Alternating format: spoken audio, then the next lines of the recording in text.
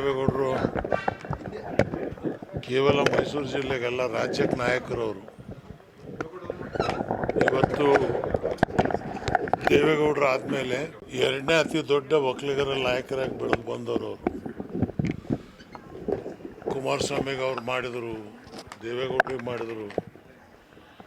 ಎಲ್ಲವನ್ನ ಅವ್ರು ಆವತ್ತು ಜನತಾದಳಕ್ಕೆ ಬರದೇ ಇದ್ದರೆ ಇವತ್ತು ಅವ್ರು ಮಿನಿಸ್ಟರ್ ಆಗಿರೋರು.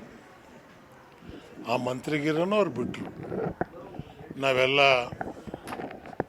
JDS ಅನ್ನು ಬಲಪಡಿಸೋಣ ಅಂಥವರಿಗೆ ಕುತ್ತಿಗೆ ಕುಯ್ದುಬಿಟ್ರು.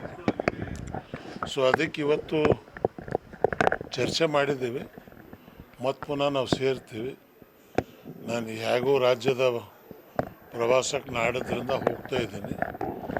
ಎಲ್ಲ ಮುಖಂಡರ ಜೊತೆಗೆ ಚರ್ಚೆ ಆದಮೇಲೆ ಮತ್ತು ಇವ್ರ ಜೊತೆ ಕೂತು ಒಂದು ಸಲ ಚರ್ಚೆ ಮಾಡಿ ಇಬ್ಬರು ಸೇರಿ ನಮ್ಮ ನಿಲುವೇನು ಅಂತ ಹೇಳ್ತೀವಿ.